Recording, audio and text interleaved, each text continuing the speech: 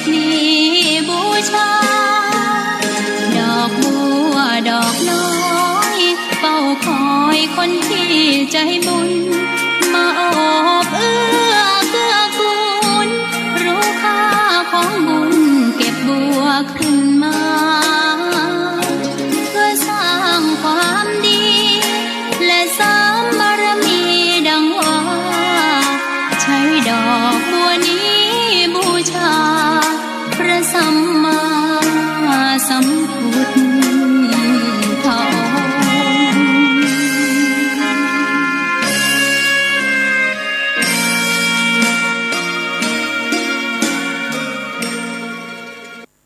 ขอถวายความเคารพพระมหาเถรานุเถระครูบาอาจารย์เจ้าทั้งหลายทุกตนทุกองค์เจริญสุขเจริญธรรมสาธุชนพุทธบริษัททั้งหลายที่ได้ สดับรับฟังธรรมะทางสถานีวิทยุวัดฝ่ายหินมหาวิทยาลัยเชียงใหม่ในระบบ FM 104.50 เมกะเฮิรตซ์หรือในทีวีออนไลน์วัดฝ่ายหินและเครือข่ายอื่นๆวันนี้เป็นวันอังคารที่13กันยายนพุทธศักราช2565เป็นวันเดือน12เหนือลง3ค่ำวันนี้ก็ได้มาปะพบกับท่านสาธุชนคนฟังทั้งหลายสาระธรรมยามบ่ายเสียงธรรมวัดสลีโสดาพระอารามหลวงคณะพระธรรมจาริกก็ได้มาปะมาพบกับท่านทั้งหลายอัตมาภาพท่านพระครูปัญญาสังฆการหรือท่านพระครูพรหมินทร์ได้เป็นตัวแทนคณะสงฆ์คณะพระธรรมจาริกได้มาปะมาพบนำเอาสาระข่าวสารกิจกรรมธรรมะมาปั่นมาฝากมาอู้มาจ๋ากับท่านผู้ฟังทั้งหลายวันนี้ฟ้าฝนก็ตกลงมาทัดกัน4ครูปัญญาสังฆการหรือท่านเป็นพายุฝนที่วัดสลีโสดานี้ตกทั้งวันมีต้นไม้สลีขี้นกต้นหนึ่งก็ใหญ่พอสมควรได้โดนน้ำฝนหลายวันก็มีต้น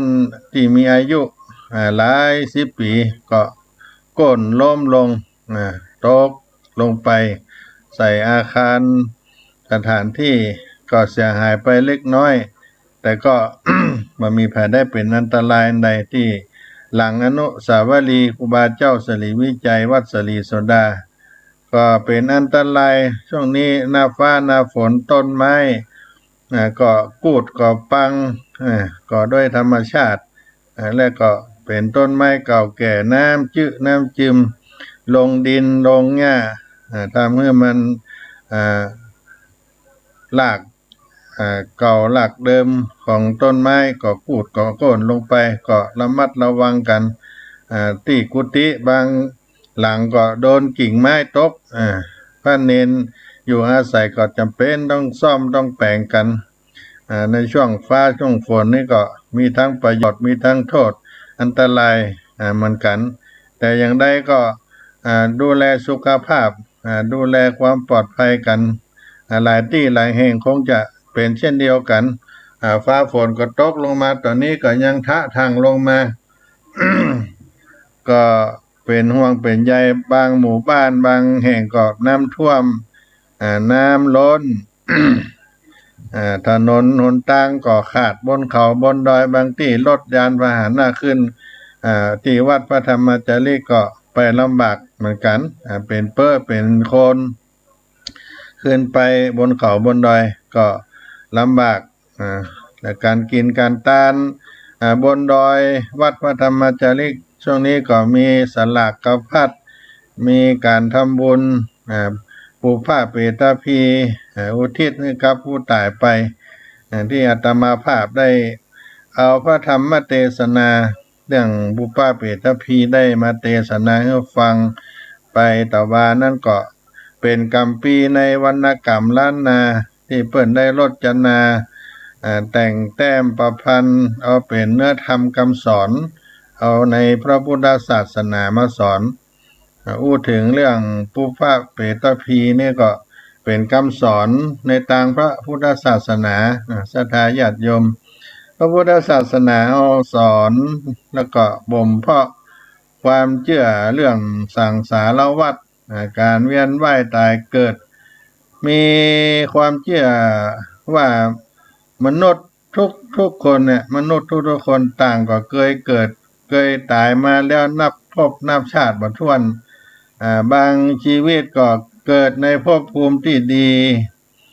เกิดในภพภูมิที่ดีบางภพภูมิก็เกิดในภพภูมิที่บ่ดีก็ป้าปนกันไป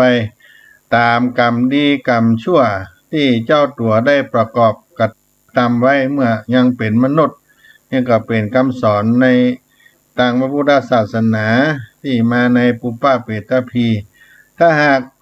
ว่าจิตมีการฝึกอบรมที่ดีความพยายาม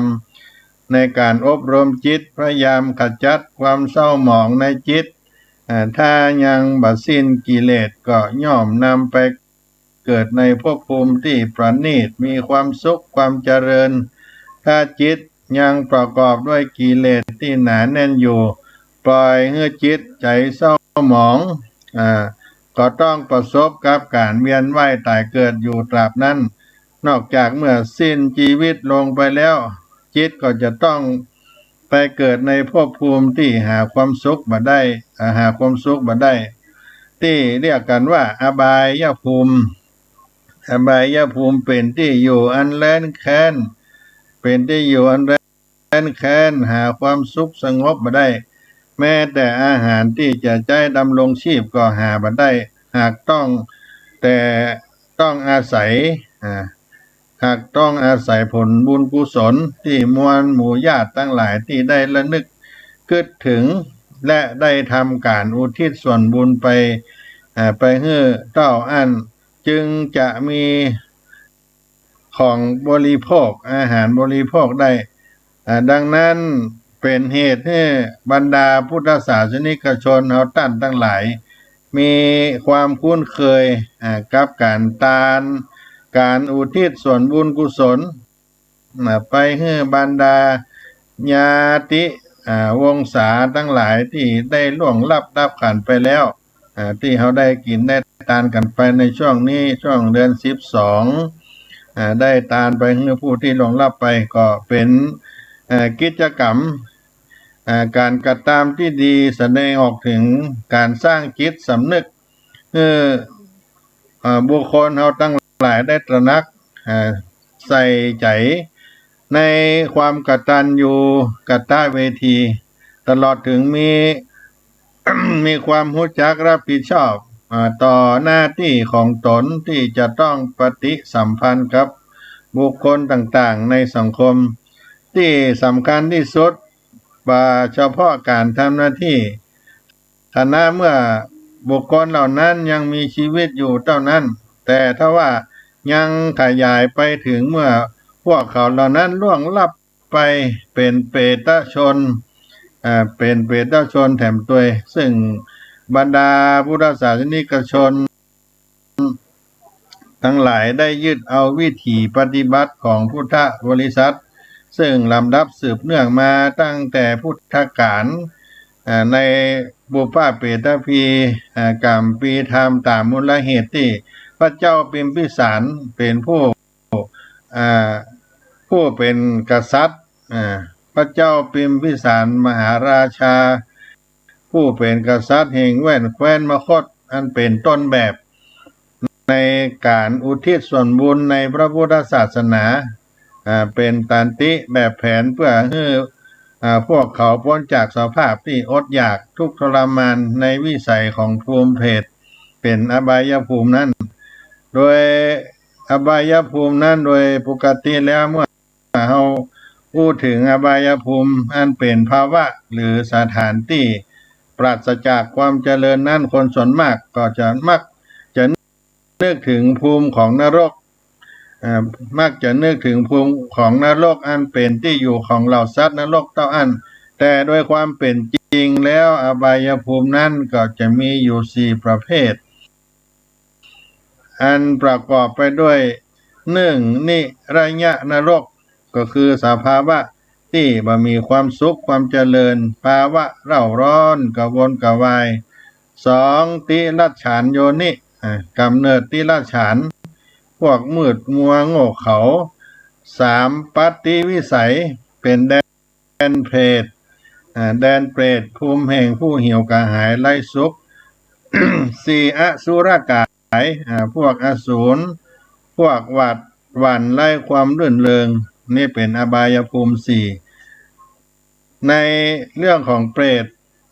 เปรตโดยความเชื่อของคนเฮาตั้นทั้งหลายนั้นจะนึกถึงเปรตจะมีรูปร่างสูงเต่าต้นตาลผมยาวคอยาวผอมโซ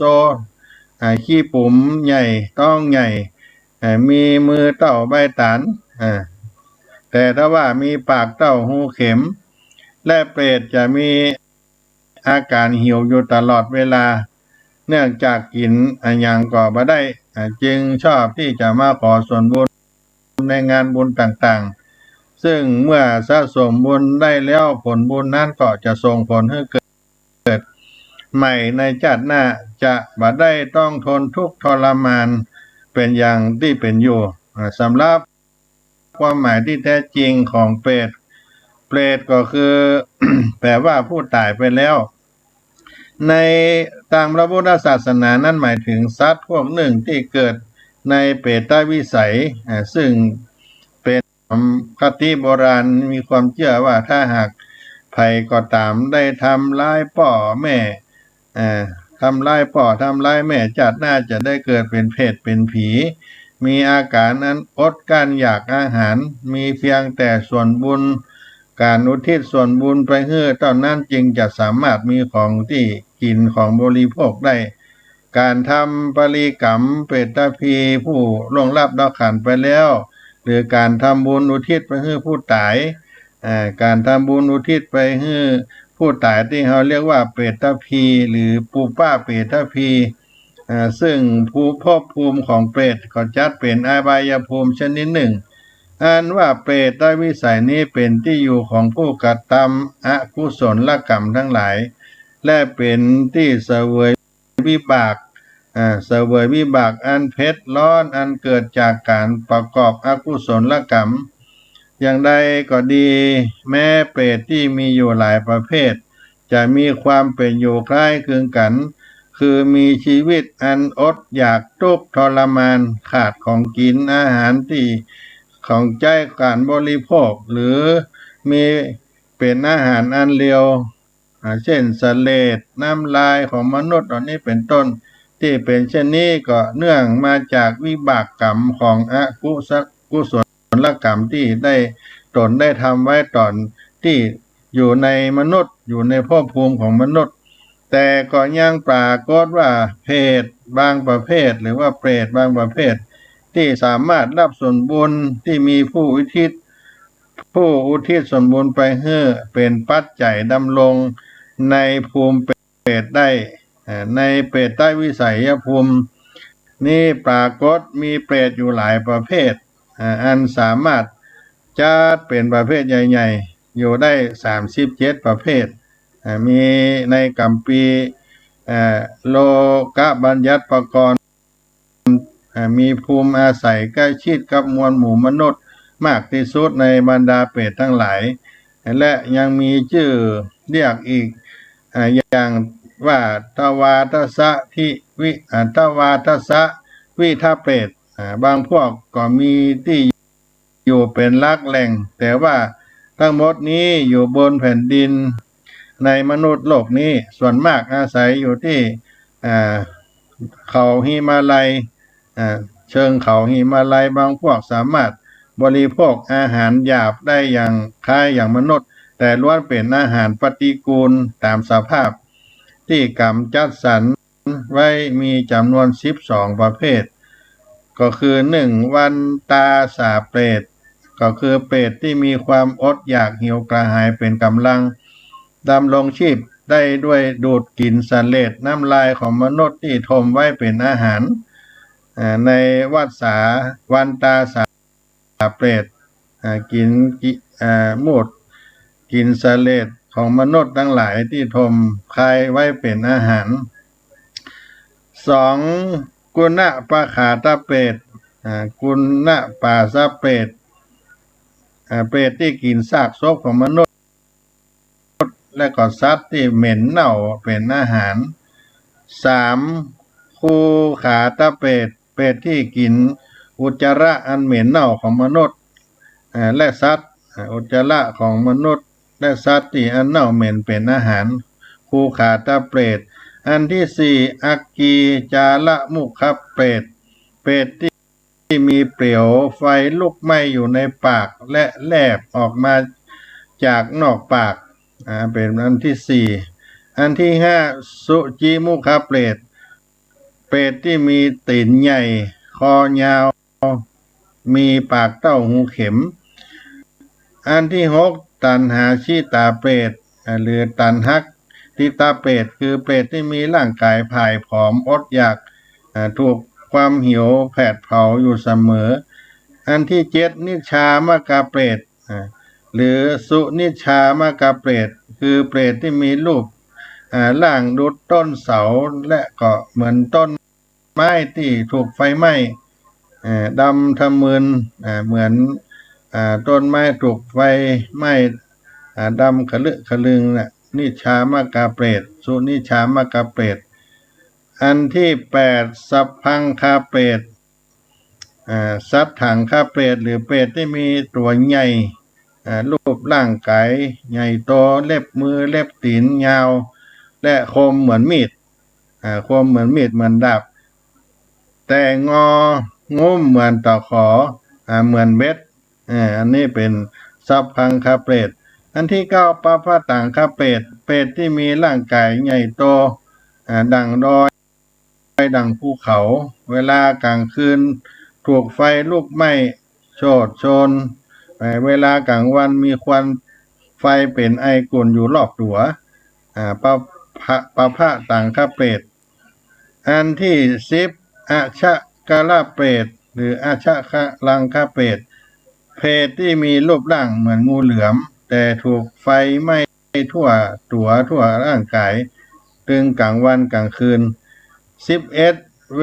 มานิกาเปรตคือเปรตที่มีวิมานเป็นที่อาศัยแต่ต้องเสวยสุขและทุกข์สลับช่วงกันไปบางเวลาสุขราวกับดั่งเทวดาบางเวลาก็เสวยทุกขเวทนาอันเผ็ดร้อนตามสมควรแก่อากุศลกรรมที่ได้กระทำไว้12มหิทธิกาเปรตก็คือเปรตที่มีฤทธิ์มากได้มีรูปร่างงดงามราวกับเทวดาแต่อดอยากหิวโหยยิ่งนักต้องเที่ยวแสวงหาของปฏิกูลต่างๆมากินเป็นอาหารอันนี้มีอยู่12ประการ12ประเภทในเปรตตวาทสะที่วิทเปรตมี12ประเภทและก็มีเปรตในที่ปรากฏประเภทของเปรตที่ปรากฏในอัตถกถาพระสูตรอัตถกถาพระอภิธรรมมีอยู่หลายแห่งด้วยกันแต่ปรากฏว่ามีในคัมภีร์พระไตรปิฎกอันเป็นคัมภีร์ลักษณ์นั่นก็มีอยู่4ประเภทมีอยู่4ประเภทก็คือปะระตัตตูปะระตัตตูปะชีวิกาเปรตปะระตัตตูปะชีวิเปรตคือเปรตที่ดำรงชีวิตโดยอาศัยทานที่ญาติมิตรอุทิศจากโลกมนุษย์ว่าสามารถแสวงหามาบำบัดผ่อนคลายความหิวกระหายของตนได้อันนี้เป็นปะระตัตตูปะชีวิกาเปรตและอันต่อไปคุปปิปาสิกาเปรตเปรตที่หิวข้าวกระหายน้ำอยากข้าวอยากน้ำเป็นกำลังถูกความหิว กระหายบีบคั้นอยู่เสมอนิดอันต่อไปนิชามะตันหิกะเปรตเปรตที่ถูกไฟแผดเผาให้เร่าร้อนอยู่เสมอเนื่องเพราะมีเปลวไฟลุกไหม้อยู่ในปากอันต่อไปกาละกันจิกะเปรตเปรตที่เป็นอสูรมีชื่อเรียกว่ากาลันจิกาสูรมีรูปร่างสูงมากแต่มีเรี่ยวแรงอันน้อยบ่มีเรี่ยวมีแรงเพราะมีเลือดและเนื้อน้อยในตาเหลือกตาเหลือกออกจากเบ้ามาตาเหมือนตาปูมีปากเต้าหูเข็มอยู่กลางหัวกลางศีรษะนี่กาลันจิกาเปรตแล้วก็เปรตในกัมภีร์มหาวิพังค์แห่งพระวินัยปิฎกและลักคณะสังยุตตะแห่งสังยุตตนิกายได้มีด้วยกัน21ประเภทก็คืออัตถิ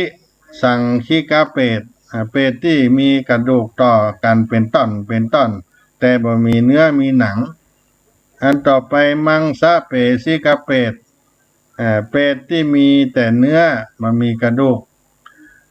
อันต่อไปเปรตต่อไปมังสะปินดาเปรตเปรตที่มีเนื้อเป็นก้อนเปรตต่อไปนิจจวิเปรต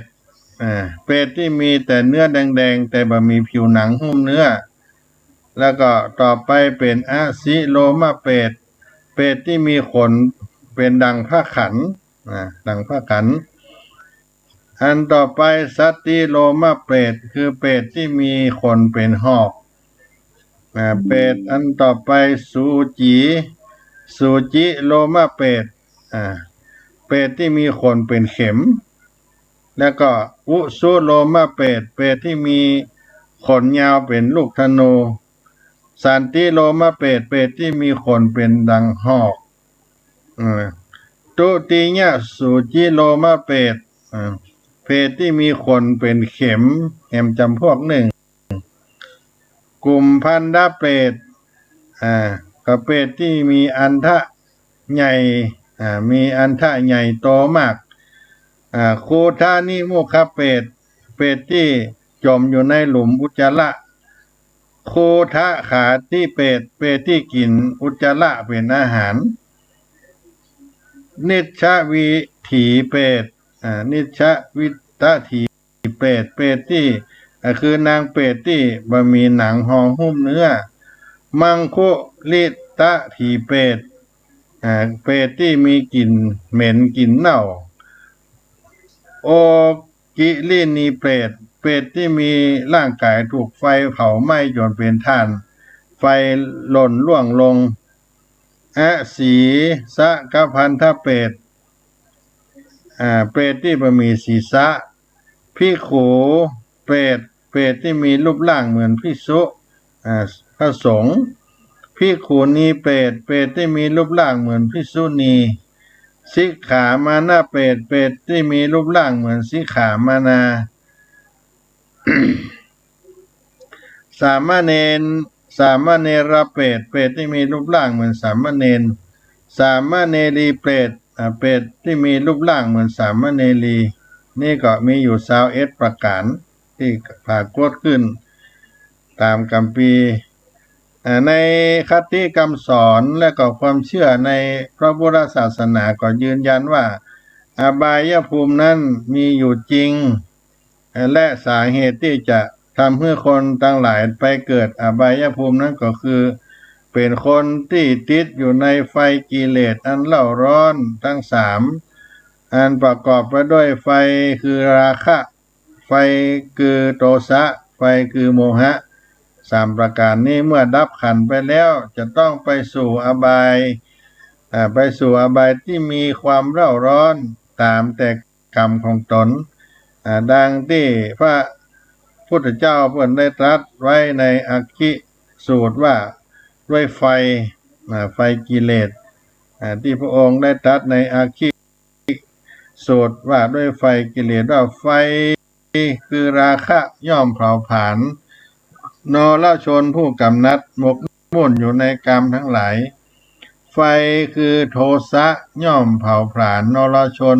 ผู้มีจิตพยาบาทชอบฆ่าสัตว์ไฟคือโมหะย่อมเผาผลาญนรชนผู้ลุ่มหลงไม่ฉลาดในธรรมของพระอริยะหมู่สัตว์เมื่อบ่ฮู้จักไฟทั้งสามกองนี้จึงยินดียิ่งในสักกยะบัพพ้นจากบ่วงแห่งมารสั่งสมเพื่อเกิดในนรกกำเนิดสัตว์ติริฉานอสุรกายและแดนเปรต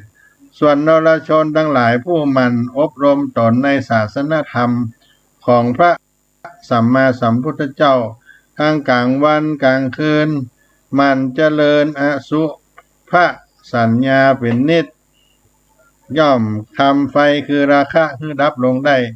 นรชนทั้งหลายที่มีคุณธรรมสูงย่อมดับไฟคือโทสะลงได้โดยเมตตาและย่อมดับไฟคือโมหะด้วยปัญญาอันเป็นเครื่องทำลายกิเลสได้เด็ดขาดชนผู้มีปัญญารักษาตนเหล่านั้นไม่เกียจคร้านทางกลางวันทั้งกลางคืนดับไฟทั้งสามกองนั้นได้แล้วชื่อว่าดับกิเลสได้สิ้นเชิงล่วงพ้นทุกข์ได้ทั้งสิ้นบัณฑิตทั้งหลายผู้เห็นแจ้งอริยสัจจบเวทรู้สิ่งทั้งปวงโดยชอบย่อมไม่กลับมาเวียนว่ายตายเกิดอีกเพราะรู้ยิ่งถึงสภาวะที่สุดแห่งการเกิดในอาคิสูตรว่าพระพุทธองค์ได้กล่าวไว้ดังนี้ภูมิของเปรตนั้นเป็นภพภูมิเดียวที่สามารถรับส่วนบุญจากผู้อุทิศเป็นอาหารยังชีพของตนเพราะเนื่องจากว่าคนที่ล่วงรับขันไปแล้วไม่สามารถรับอาหารในลักษณะหยาบๆเป็นของเช่นมนุษย์ทั่วไปของเฮาบริโภคกันนั้นอีกอย่างบรรดาญาติที่มีชีวิตอยู่ก็บ่สามารถที่จะล่วงรู้ได้ว่าบรรดาญาติทั้งหลายของตนที่ต้องรับขันไปแล้วจะได้ไปเกิดในภพภูมิใดและภพภูมิที่บรรดาญาติของเขาไปถือกำเนิดนั้นเป็นสถานที่มีความสะดวกและก็เหมาะสมสามารถได้รับผลบุญในรูปของวัตถุที่อุทิศให้ไปหรือไม่เพราะเหตุที่ว่าสัตว์ทั้งหลายต่างก็มีอาหารประจำภพภูมิของตนอยู่แล้วกล่าวก็คือว่าเหล่าเทวดาต่างก็มีอาหารทิพย์เป็นเครื่องหล่อเลี้ยงยังชีพมนุษย์ก็มีอาหารจำพวกน้ำเข้าบรรดาสัตว์เดรัจฉานมีอาหารต้นไม้ใบหญ้าตลอดถึงเนื้อต่างๆเพศทั้งหลายบางจำพวกก็มีอาหารเป็นจำพวกน้ำมูกและเสลดน้ำลายเป็นอาหารดังที่เรื่องเปรตที่เคยเป็นมารดาของพระสารีบุตรที่อยู่ในเปรตวิสัยมีกายเปลือยเปล่ามีรูปร่างอันสูบผอมร่างกายเต็มไปด้วยเส้นเอ็นมีอาการหิวกระหายบริโภคสิ่งปฏิกูลต่างๆเป็นต้นว่าน้ำมูกน้ำลายของมันเหลวของซากศพและก็ได้ขอให้พระสารีบุตรทำการให้ทานแล้วอุทิศส่วนบุญไปให้กับตนเพื่อจะได้พ้นไปจากสภาพแห่งเปรตนั้นคราวนั้นพระมหาเถระก็จึงปรึกษาพระเถระอื่นๆแล้วก็ได้ทำการสร้างกุฏิในทิศทั้งสี่แล้วถวายกุฏิพร้อมทั้งข้าวทั้งน้ำแก่หมู่สงฆ์จากนั้นจึงได้ส่วนอุทิศส่วนบุญไปให้แก่นางเปรตด้วยผลแห่งทักษิณานั้นก็บังเกิดเป็นข้าวเป็นน้ำเป็นผ้าแก่นางเปรตทำให้นางมีร่างกายบริสุทธิ์สะอาดนุ่งห่มผ้าที่มีค่ายิ่งกว่าผ้าแคว้นกาสีประดับไปด้วยภัตราภรณ์อันมีจิตงดงามและมหาเปสการะเปติวัตถุที่กล่าวถึงเรื่องของนางเปรตอดีตของหัวหน้าช่างตอหกมีภิกษุรูปหนึ่งถามเทพบุตรตนหนึ่งว่า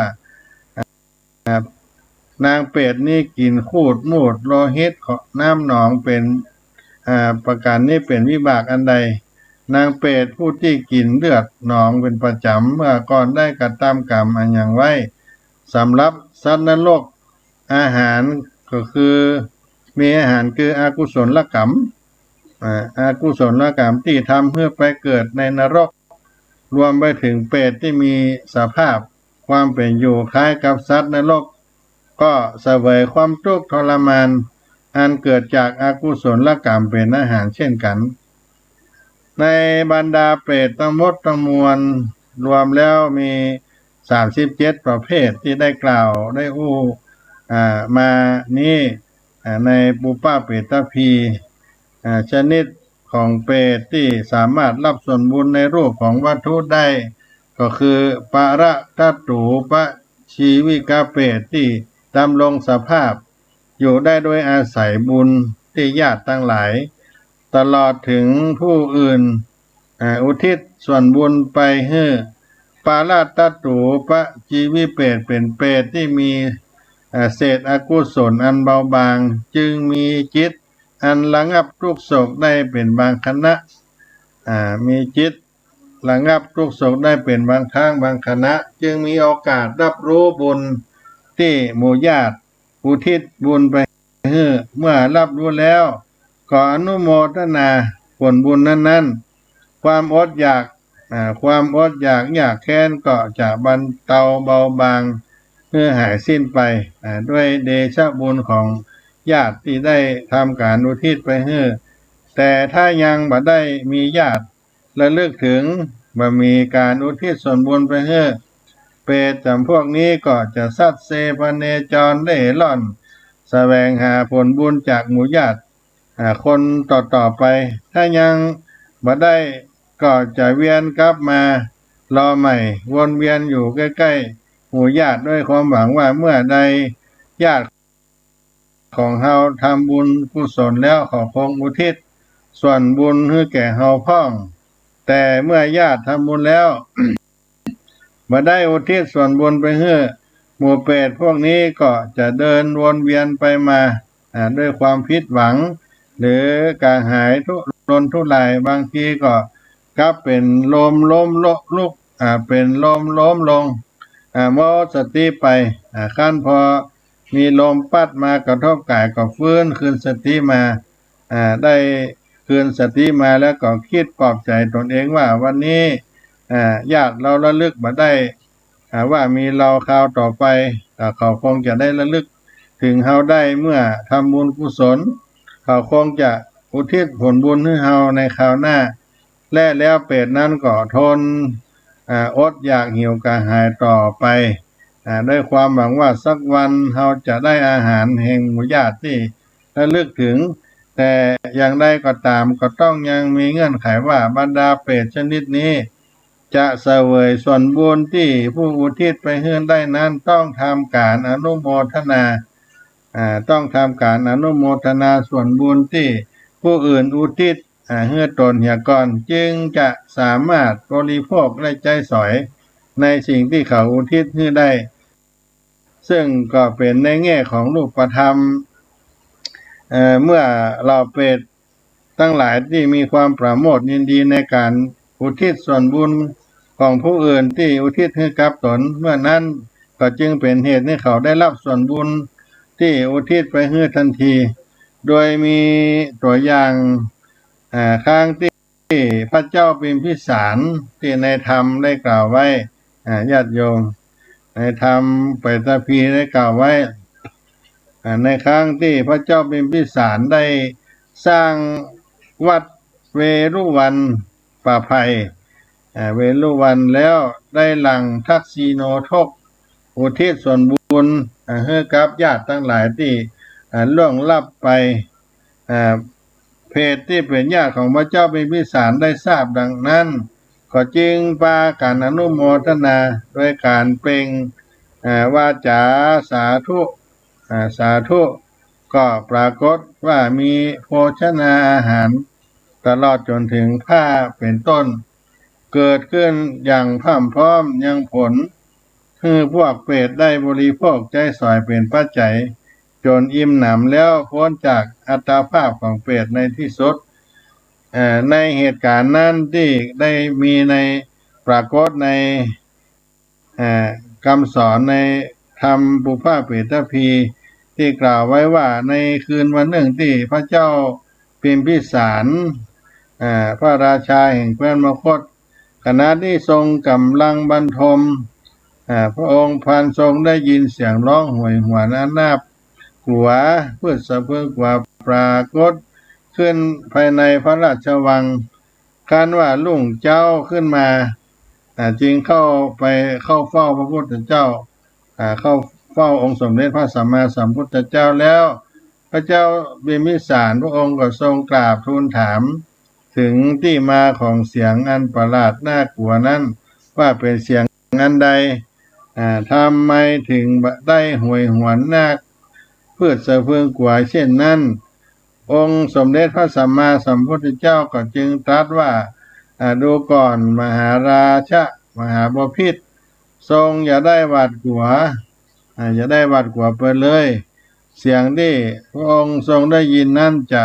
ว่าเป็นผลร้ายอันใดแก่พระองค์เลยแล้วทรงเล่าเหตุที่มาของเสียงเหล่านั้นแก่พระเจ้าพิมพิสารราชาได้สดับรับฟังว่าในอดีตการย้อนไปในธรรมได้กล่าวไว้ว่าในอดีตการย้อนหลังไป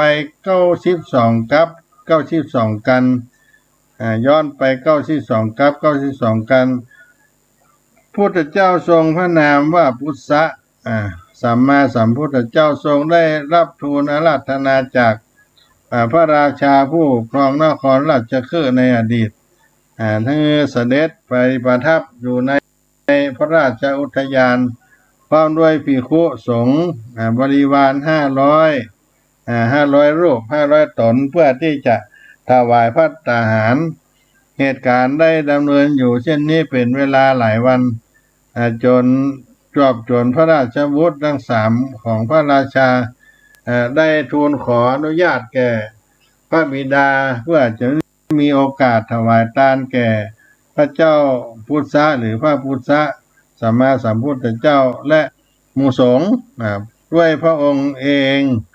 อยากกินอยากทานด้วยพระองค์เองพ่อพระราชากรุงราชคฤห์ก็ทรงอนุญาตให้ราชบุตรทั้ง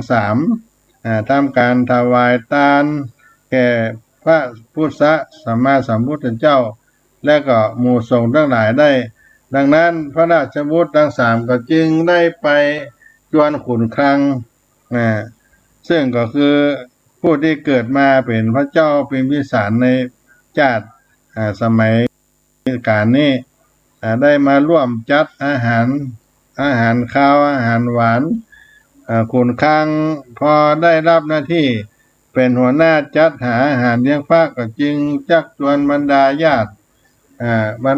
ของตนให้มาช่วยทำอาหารเลี้ยงพระต่างฝ่ายต่างก็ช่วยกันเป็นที่โกลาหลยันขันแข็งในตอนต้นบรรดาของขุนคลังบรรดาญาติของขุนคลังก็ยังปฏิบัติตนดีอยู่แต่พอเวลาล่วงเลยไปคิดเกิดความประมาทแอบกินแอบบริโภคอาหารก่อนกินก่อนพระภิกษุสงฆ์แอบลักขโมยอาหารทั้งหลายที่เพิ่นทำไว้เพื่อถวายพระพุทธเจ้าและหมู่สงฆ์ไปเลี้ยงลูกเลี้ยงเมียญาติของตนบ้างแล้วก็เอาไปให้บรรดาญาติของขุนคลังแอบทำพิษบรรดาญาติของขุนคลังก็แอบทำพิษอยู่เช่นนี้เป็นนิดเอาไปเลี้ยงลูกเลี้ยงเมียเลี้ยงญาติที่เป็นญาติของขุนคลังก็ทำพิษอยู่เช่นนี้เป็นนิดด้วยความละโมบต่อมาพระราชบุตรทั้ง3พระราชบุตรทั้ง3และขุนคลังกับบรรดาญาติบริวารตายลงพระราชบุตรทั้ง3แล้วก็ขุนคลังก็ได้ไปเสวยวิบากอยู่บนสวรรค์มีวิมานเรืองรองโภคะทรัพย์อันประณีตเลิศลดมากมายเป็นเครื่องดำรงอยู่ ส่วนบรรดาญาติของบริวารของคงคลังที่ลักลอบขโมยอาหารของพระสงฆ์ของพระพุทธเจ้าก็เอาไปกินไปบริโภคก่อนก็ต้องไปบังเกิดในขุมนรกสิ้นกาลช้านานคานพ้นจากนรกนั้นแล้วก็ได้ไปบังเกิดเป็นเปรตเป็นเปรตจำพวกปะราตัตตูพระชีวิเปรตเปรตจำพวกที่มีส่วนบุญของญาติเป็นอาหารปะราตัตตูพระชีวิเปรตผู้เป็นญาติของพระราชาหรือพระเจ้าพิมพิสารได้รอคอยผลบุญของพระราชาพิมพิสารด้วยความอดอยากด้วยความหิวกระหาย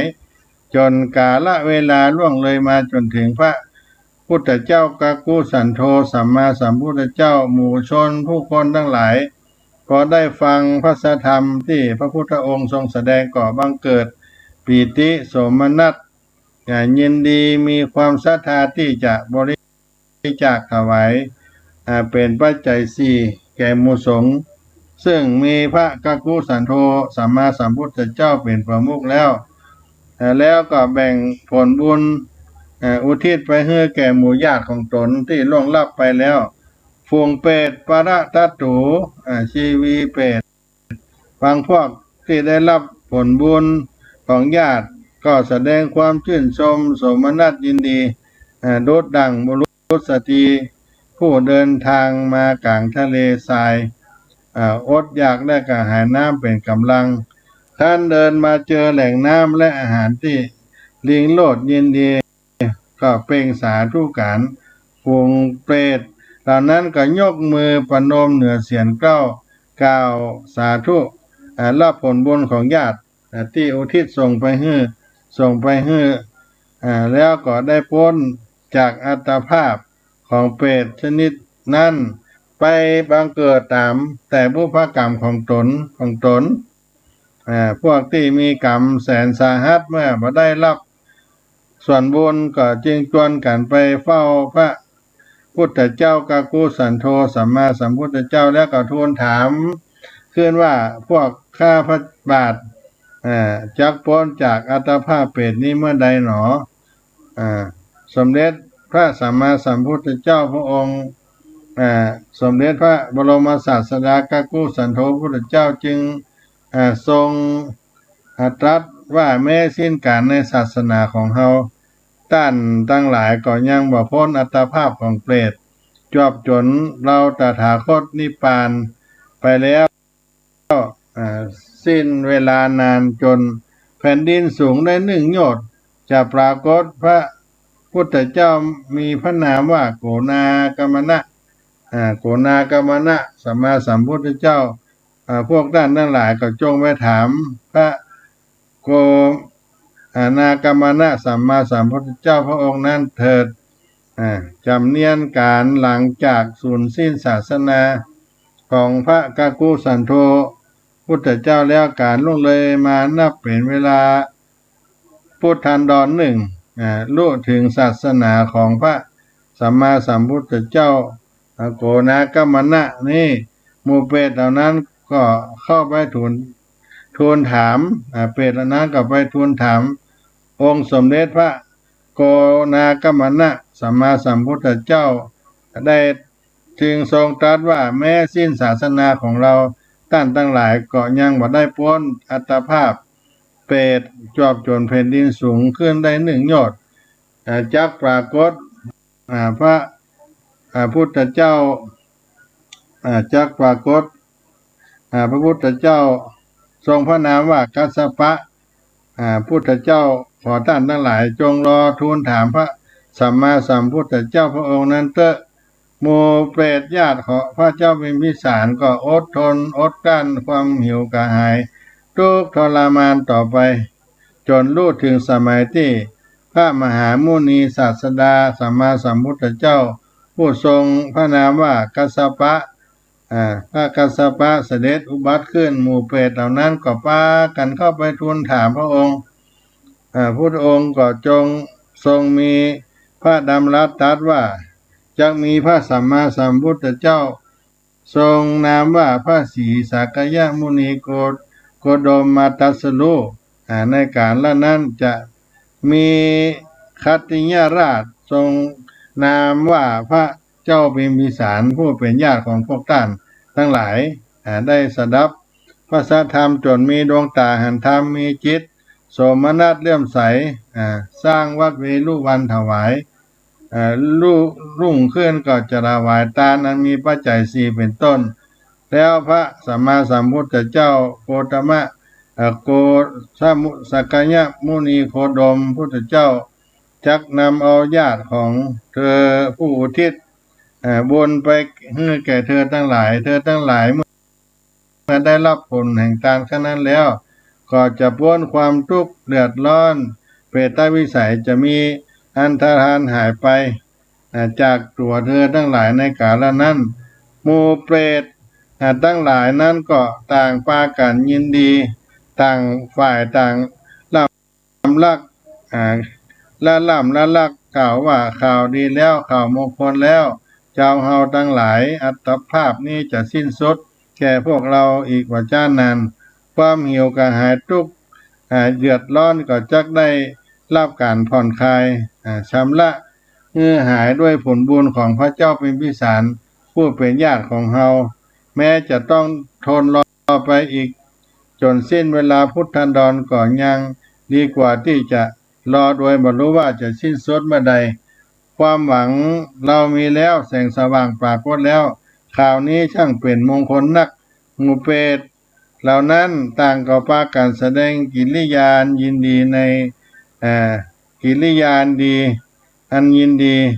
ในข่าวที่ได้รับรู้ข่าวที่ดีการเวลาเนิ่นนานมาจนสุดศาสนาของพระมหามุนีกัสสปะสัมพุทธเจ้าวันคืนพัดผ่านไปนานแสนนานจนแผ่นดินสูงขึ้นแห่งหนึ่งโยชน์จนมาถึงศาสนาของพระสัมมานาโคดมญาติของพวกเปรตเหล่านั้นก็ได้บังเกิดมาเป็นพระเจ้าเป็นพิสารมหาราชาเมื่อพระองค์ทรงถวายอุทยานแล้วก็สร้างอารามเวลุวันแล้วถวายแก่พระบรมศาสดาและหมู่สงฆ์แต่ก็บ่ได้ทรงอุทิศผลบุญให้แก่ญาติเปรตผู้ที่ได้รับความทุกข์ทรมานลำบากมาช้านานเปรตเหล่านั้นก็จึงส่งเสียงร้องเพื่อขอส่วนบุญเมื่อพระเจ้ามีพิสารทรงทราบเช่นนั้นก็ทูลถามพระสัมมาสัมพุทธเจ้าข้าพระองค์จักถวายทานในวันรุ่งขึ้นแล้วกับแบ่งบุญให้แก่หมู่เปรตเหล่านั้นเขาจะได้รับส่วนบุญหรือได้บ่ได้รับสันใดขอพระบรมศาสดาจงได้ไขให้หายสังกาดด้วยองค์สัมมาสัมพุทธเจ้าก็ทรงตรัสว่าเป็นการสมควรพระเจ้ามีพิสารจึงทูลอาราธนาพระบรมศาสดาเมื่อเสด็จพร้อมหมู่สงฆ์เข้าไปรับทานในพระราชวังในวันรุ่งขึ้นแล้วก็จึงเสด็จครับพอถึงเวลารุ่งเจ้าองค์สมเด็จพระสัมมาสัมพุทธเจ้าพร้อมด้วยหมู่สงฆ์ก็จึงเสด็จไปยังพระราชฐานของพระเจ้าพิมพิสารเพื่อรับมหาทานพระเจ้าพิมพิสารพร้อมด้วยบริวารได้ทรงเพื่อการถวายสักการะต้อนรับพระผู้มีพระภาคเจ้าและพระสงฆ์บริษัทเป็นอย่างดียิ่งด้วยความเลื่อมใสศรัทธาถวายฐานิยโภชนาอาหารอันปราณีตแต่ละอย่างล้วนเกิดรสทางข้าวหวานเมื่อพระผู้มีพระภาคเจ้าพระและหมู่สงฆ์ทำภัตกิจเสร็จแล้วก็ทรงแนะนำให้พระเจ้าเป็นพิสารได้ทรงหลั่งน้ำทักษิโนทกหยาดน้ำบุทิศส่วนบุญไปให้กับหมู่เปรตว่าอิตังเมญาตินังโหตุสุขิตาโหตุยาตโยขอผลบุญนี้จงสำเร็จแก่ญาติทั้งหลายของข้าพเจ้าของญาติทั้งหลายของข้าพเจ้าจงเป็นสุขเถิด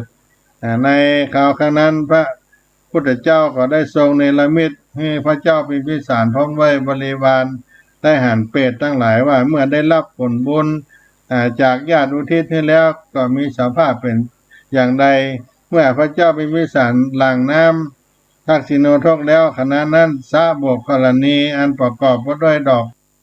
ปทุมมานสวยสดงดงามก็บังเกิดแก่ก็บังเกิดแก่บรรดาเปรตเหล่านั้นที่ได้ดื่มกินอาบชำระล้างร่างกายบรรเทาความกระหายความกระวนกระวายลงไปทั้งยังมีผิวพรรณวรรณะเหลืองอารามดั่งทองคำดูแล้วก็เจริญหูเจริญตาร่างกายที่พิกลพิการก็กล้าพื้นเป็นปกติสง่างามตั้งยังได้รับอาหารข้าวหวานที่เป็นทิพย์ทำเมื่อร่างกายที่ฝ่ายผ่องกล้ากายมีน้ำมีนวลมีความสุขอิ่มเอิบที่ได้รับซึมซาบจากรสอาหารที่ทรงอุทิศสมบูรณ์ไปให้เปรตเหล่านั้นมีสภาพร่างกายผ่องใสเป็นสุขแต่ก็ยังมามีภาพนุ่งความใบพระเจ้ามีวิสารก็จึงได้ทูลถามพระบรมศาสดาแต่ทำประการใดพระพุทธองค์ก็ทรงตรัสว่าเฮือถวายผ้าสบงจีวรผ้านิสีทนะแก่ภิกษุทั้งหลายพระเจ้ามีวิสารก็ทรงรับสั่งให้บริวารทั้งหลายได้จัดหาผ้านุ่งผ้าห่มผ้ารองนั่งมาถวายแก่พระสงฆ์ซึ่งมีพระพุทธเจ้าเป็นประมุขแล้วก็อุทิศส่วนบุญนั้นให้แก่บรรดาหมู่เปรตทั้งหลายผลบุญนั้นก็ทำเมื่อบังเกิดมีเครื่องนุ่งห่มที่นอนที่นั่งอันเป็นทิพย์พร้อมด้วยวิมานที่ปรากฏบนอากาศแก่เปรตเหล่านั้นเป็นเปรตให้แก่เปรตเหล่านั้นเปรตเหล่านั้นไม่ได้รับผลบุญ